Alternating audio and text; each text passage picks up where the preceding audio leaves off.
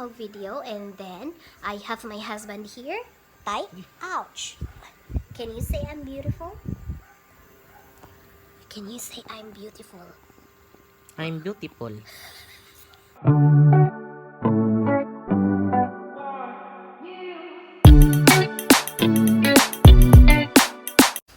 Hi everyone, welcome back to my channel. This is Teacher Russell, and if you're new here, don't forget to subscribe and click the notification bell for you to be updated for my latest uploads.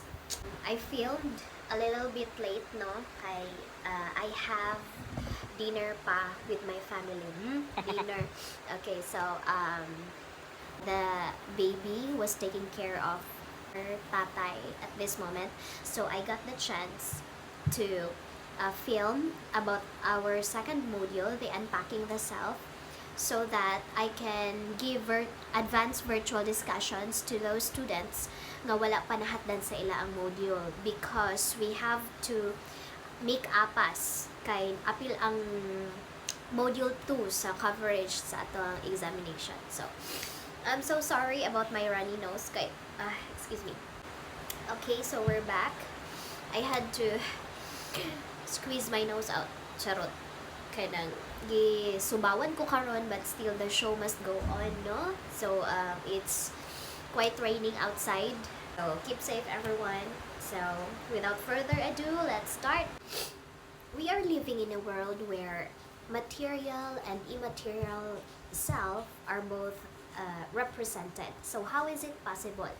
Giun sa pagkaposible sa tinuod ug dili tinuod nga self nag-coexist in the same world. Okay, thanks to the advances of technology, we got the chance to create our real self and real self, the REAL and the REEL na self nato, no? Thanks to the technologies, pwede na ta maka-create of virtual self nato, avatars. We have our virtual, we got the chance to create our virtual self. We do have Facebook account, Twitter, TikTok, YouTube, so on and so forth, no? So how do you view yourself in both worlds? So we have our physical self and the virtual self. So giunsa man nato pag-coexist ana nila. Kinsa may mas nangibabaw, na abay mas nangibabaw is your true self mas labaw gyud sa virtual self nimo, because these two entities are very different, no, in terms of everything almost. Sa simple nga example, the physical self, are you familiar with the song? Ang ganda mo sa picture, sa personal hindi. Ang sexy mo sa picture, sa personal hindi. Ang kinis mo sa picture, sa personal hindi. Sa personal hindi, sa personal hindi. So those are the battles between the real self and the real self, no?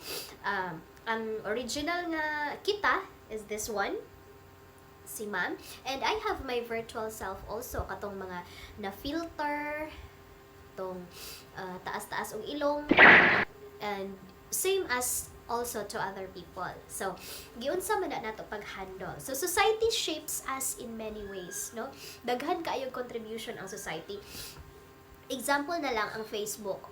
Almost all people around the world has Facebook. Gamay ra gid ang percentage nga Facebook. So imposible nga wala tay virtual self, no? Kasagaran sa atoan na ay Facebook, so naa gyud tay virtual self. So how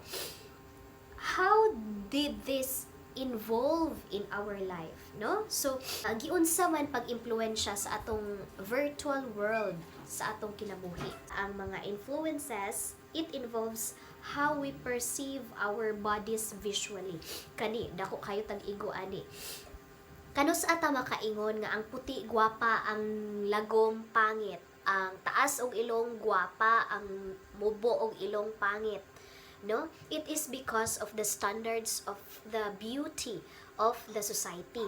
Ang lawas nga tambok is less appealing to the kanang curve kaayo nga body, no? So ang society lang gihapon ana ang nag-shape ana class, no? So that is why people, for example, like me, morena ko, morena pag yun nga, above average, nga kanang lagom-lagom na gid siya, dool na gid siya dito sa paig. Medyo insecure, though I love myself, man. Pero lahi ra gyud ang impact sa society to those people nga puti. No? Sa kanang mga hayag, kumpara sa kanang morena, kumpara sa mga long nose, kasagaran pag puti gani din tag-as og ilong, ma-associate dayon na siya nga beautiful. And then katong mga morena nga medyo lapad og ilong, ana, so ma-associate siya as less attractive. Okay. Wait. Okay, another one. Society also influences us how we feel about our physical appearance, no? Mao bitaw ng kung itumunta murag lahi ra gyud ang ato ang confidence or ato ang self-esteem nga pamati kumpara sa katong mga light nga mga complexion. Hinadayon nato masugdan og ka-feel nga ay hala, kapag ka extra large ang imong size, murag lahi ang impact sa society, no? Sige na dayon og ingno na pag diet, uy, burus ka nang dako ani mo kaon, uy, ana, no? Tabok na kaayo ka, hello, og makatubag na tambok biya jud na, kailangan jud iingon, ana, biya gidayon na, no? Kay makapikon biya ng usahay bitaw nga kana bitaw ang mga tawo sa imong palibot kay sige kay inon nga ituman mo, hala gadako na mi nga itom, di naman mo kailangan mo remind na mo nga itom mi, then lapad kay kag ilong, hala lesson pod naay sa amin sa mua, di man mi tantong pobre, makita gid mi sa among ilong pero kailangan jud iingon. In that sense, negative man gud ang iyang dating, no? Negative ang dating niya, therefore people lower or kanang magamay ang ilaang self-esteem tungod kay ang standard sa beauty sa society lahi. Sorry.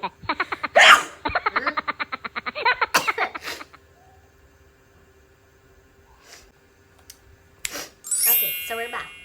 Next, it also influences how we think and talk to ourselves about our bodies. Supposedly bang good, everyone has equal self-esteem. Everyone should have self-confidence. Everyone should have self-worth. But because of the standards of the society, the confidence, the esteem, and the worth of every individual differs. Ano man, hayahay ka kung puti ka, taas kag ilong, gwapa ka. No? Ngano man. The society would really associate you as good. Pero kung dako kag tiyan, bilbilon ka, tambo ka, itom ka, lapad kag ilong, the society associates you as less attractive. No? Mauna nga, mabawasan yun or makuhaan yun ang self-esteem sa every individual, especially those individuals who does not or doesn't fit to the standards of beauty sa society. Mauna siya, class. Next, we also have other influences from the society. This also involves our sense of how other people view our bodies, no? So maapektahan na dayon ta kung maapektahan na dayon ta kung unsa ang iingon sa laing tawo nato. Especially, I know a lot of people makarelate gid sa ako. I know a lot of people has insecurities.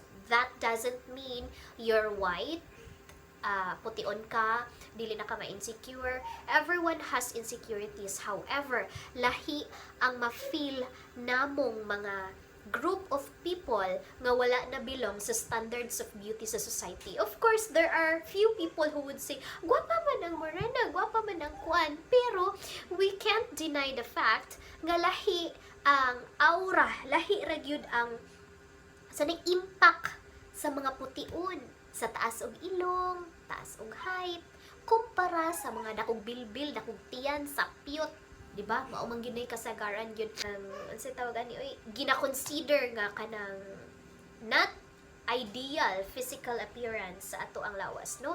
So dako kaayo na siya impact sa ato a class. So I hope you will learn something all throughout sa atong discussions on how are we going to unpack ourselves, meaning how are we going to love ourselves, how are we going to accept our insecurities. Because personally, I really had a hard time accepting who I am, okay? If you will see me in person, I am quite very morena. Uh, I don't have long nose.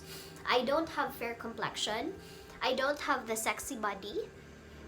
So normal lang yun nga maka-feel tag insecurities. However, uh, it took years to build the self-love that you deserve, no? Nga kanang bisan og though ma-insecure man gihapon, naalang gyapon time nga mag self-pity ka, pero lahi ra gyud if you learn to accept who you are. And I hope by the end of this discussion, by the end of the term, you are going to accept who you are, your imperfections, because that what makes us who we are. And dili man sad pwede nga naa na lang nato tanan, dili man sad pwede nga ikaw na lang jud ang puti, ikaw lang jud ang taas og ilong, ikaw lang jud bright, ikaw lang jud gwapa, ikaw lang jud anak sa Dios.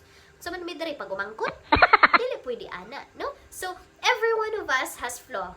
Naa jud bikil sa ato bahala kung sa nimo ka chuyan, basta bahala kung sa nimo ka gwapa, na liham kag ngipon or bungi sorry.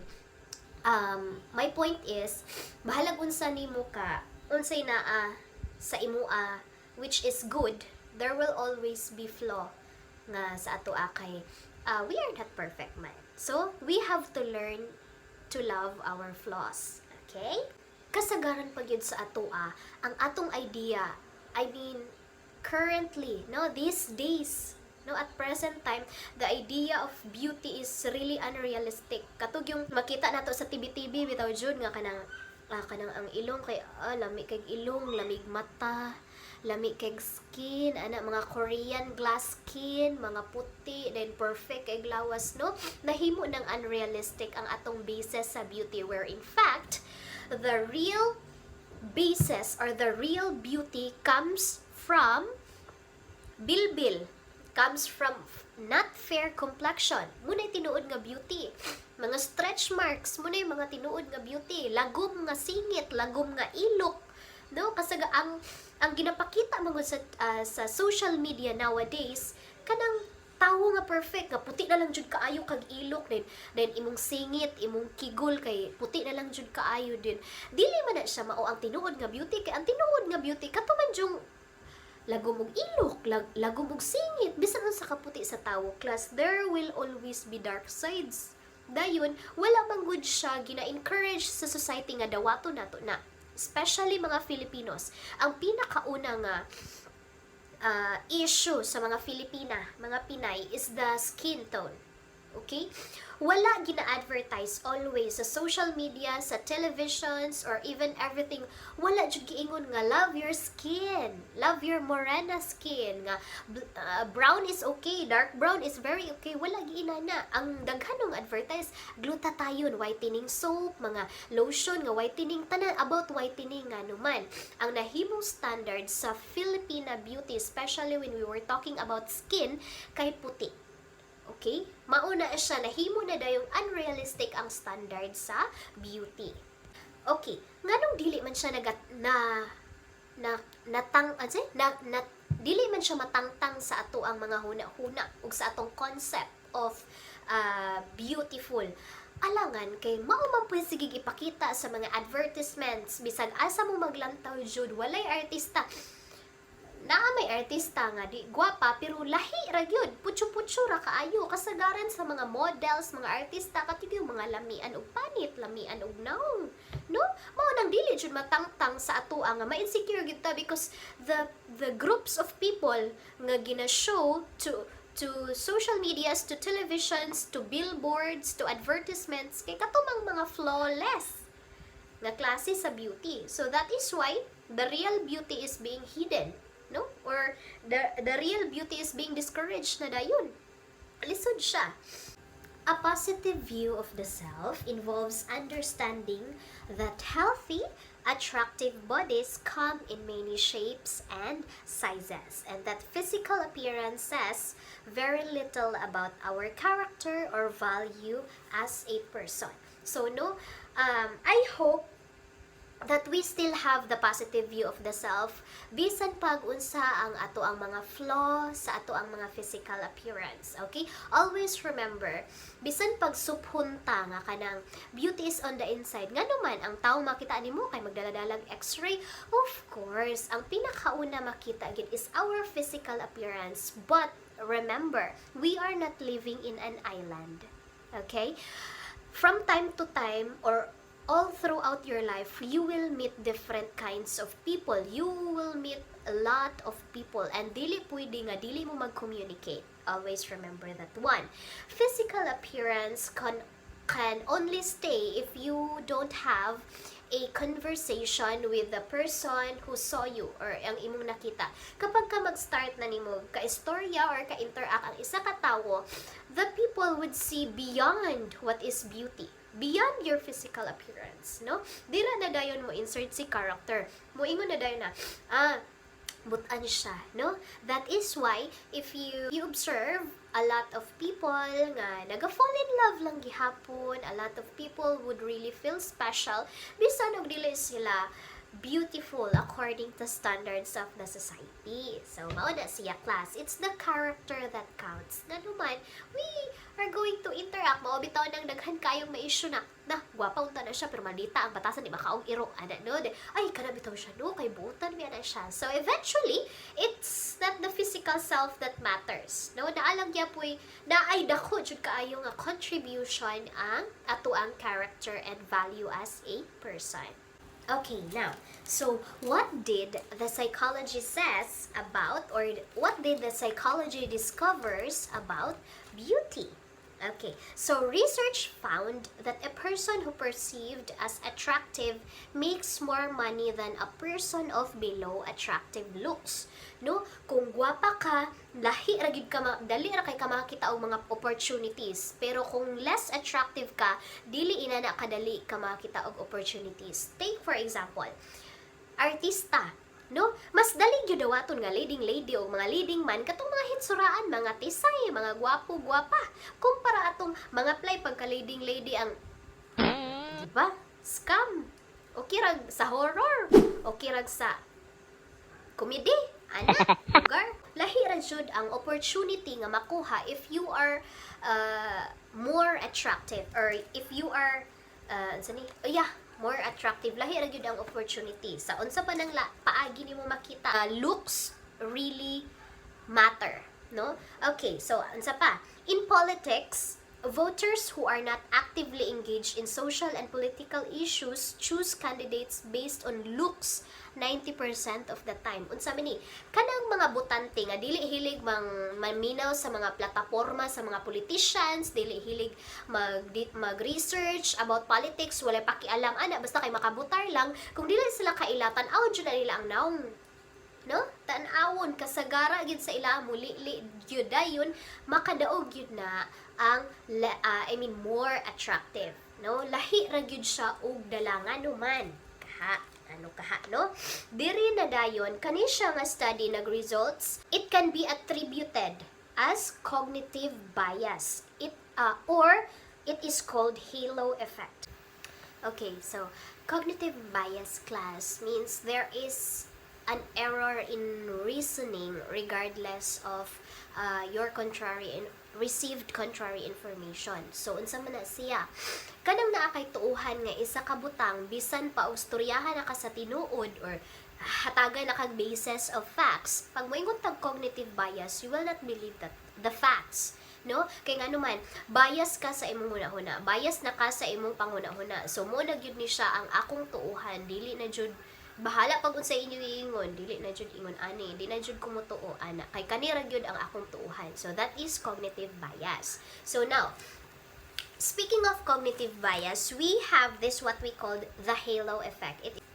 It is also known as the physical attractiveness stereotype and the what is beautiful is good principle. So it refers to the tendency of people to rate attractive individuals more favorably for their personality traits or characteristics as compared to those who are less attractive. So, mauni siya class, we all experience the halo effect. Pagkangalan pa lang nga atong gusto sa mga bida sa atong mga telenovela nga atong ginalantaw are beautiful ladies and gentlemen, beautiful and handsome nga mga bayi ug laki, no? Bias na taana. That is what we call halo effect. Kay automatic man dayon ang bida nga babae nga gwapa makategorize na dayon siya as good. That is why most of the bida sa mga salida, katudjong mga hitsuraan, katong mga gwapa nga naman, na-associate naman ang beauty into goodness. Ingon ana, automatic na siya, no? That is one cognitive bias nga nag-exist sa ato most sa ato gyud. Okay?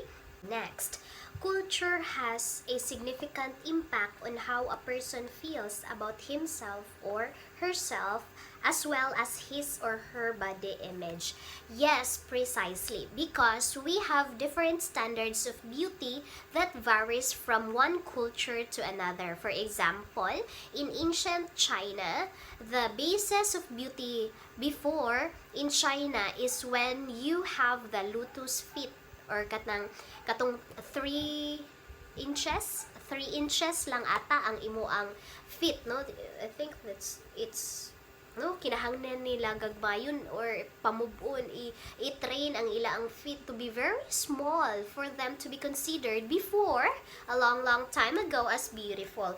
But karon giwala na gid na siya nga tradition sa China, no? Okay, there are also places, I think in somewhere in Africa man ata, or I don't know what place is that, nga ang ilang standard of beauty is kanang mga dagko kay mga bangag di ani, kanang naiyang nga bangag diri din butangan og katong mga plato-plato. So no, the bigger plate the bigger your kuan diri kanang mga buslot-buslot dera, you are more attractive. And there are also places nga the longer your neck are, the more beautiful you look like into their culture. So sa ato apud, the more puti nga Filipina, the more attractive. So no, that is why cultural traditions can either be positive or negative influence on body image and on self-esteem.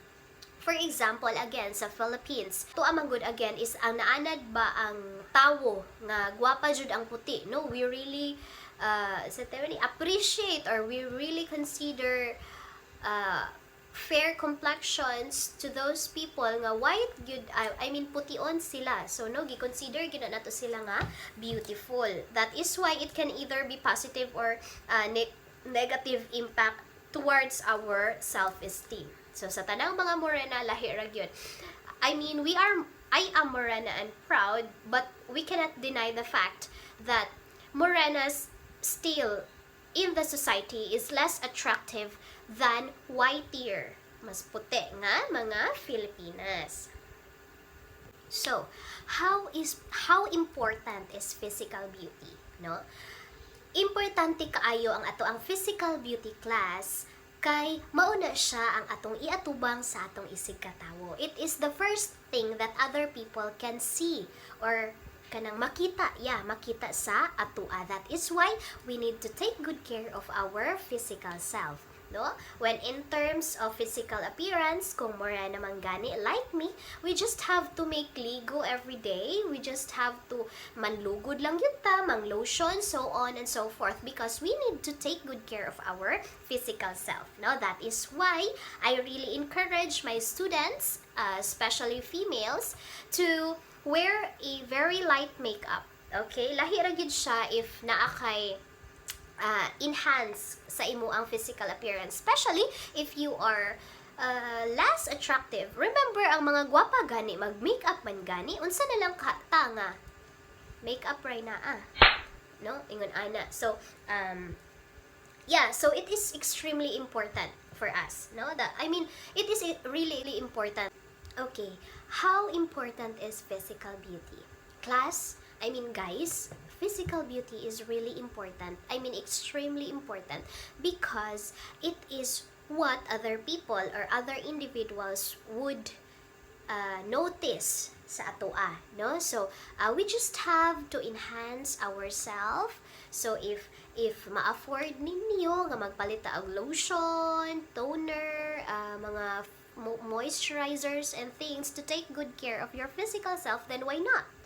Okay? If you have lots of money and do you feel nga maka-improve sa inyong self-esteem if you make sa padra mga liposuction, botox, and mga nose lift and everything else, then it's okay. Go ahead, as long as you will feel fine and you do your physical enhancement not for other people but for yourself. Always remember that one. Dili ta pwede mahimo nga mo please ta. I mean, we took care of our physical beauty because we want to please others. Dili, we will please ourselves. Okay? So, it is necessary to really take good care of our physical self. Okay? So, I do really encourage my students to please put on some light makeup, and then for the boys, you do hygienes, clean cut for the boys. For the girls naman, I do really encourage them to practice physical makeup. Mag-practice ba sila og kanang makeup ba na gamayng blush on, then kung laparon og ilong o tanawa na mag-contour na siya na nose line, and then you will practice doing your eyebrows. It's not I am not promoting that we do have to kanang usbon ang ato ang physical self, but just to enhance, as long as you feel comfortable and as long as feel nimo nga makadungag na siya sa imong self-esteem, self-confidence, and sa imong self-worth, then go. Walay problema, ana. Okay, just make sure nga all throughout sa process nga ato ang i-enhance ang ato ang physical self, wala tay masakitan, wala tay apakan nga laing tao. No, what's the matter with that? Okay? Dayon, importante po, not just only our physical appearance, but our characteristic, our character. Most importantly, it really matters. It is what really matters. Okay? So, dili pad pasabot nga, importante kaayo ang ato ang characters, ato ang value as a person, pasagdan lang po nato atong physical self, dili po na siya pwede. Kinahanglan po nga atiman nato siya. If you feel like coloring your hair, then why not? If you feel like do eyelash lifting, go, ana. So, no? Especially sa girls, dagan kaayo tag mga char-char sa life, no? Ang boys kay ambot ba pud aning boys, oy kay manghilamos ra man sila, din magpaalot din. Hala, gwapo na kaayo kita kay mugasto pa tag mga pila ka thousands of Ursh butik sa ato ang buhok din. Ano pagkahuman mura mang naunga. But then again, ma-feel ni mo no kapag like for example, ako, I was naturally wavy ang hair na ako. That is why I do really maintain to have it colored, and then I maintain to have it rebonded. Pero di man ta all the time much money. So kana ra pong makabunal ko og incheck, ay harap ko makapa-rebond, no? So, will ask my husband dayon if after ko magpa-rebond, if mugwapan ako tay, na dili jud siya ang iyang ingon mo. Ramang gyapon imong naong. But deep inside, I feel beautiful. Dili magbuot. So, makadungag na siya sa ato ang self-confidence and sa atong self-worth. Do everything that what makes you feel beautiful. So, I hope you learned something in our discussions. I mean, our virtual talk for tonight. Thank you so much, guys, for watching until the end of the video, and please don't forget to subscribe to my YouTube channel and hit the notification bell so that you would be updated for my latest upload. So no, I hope pinaka-importante class na adjud tayo na learn every videos that I made. So thank you so much and bye-bye!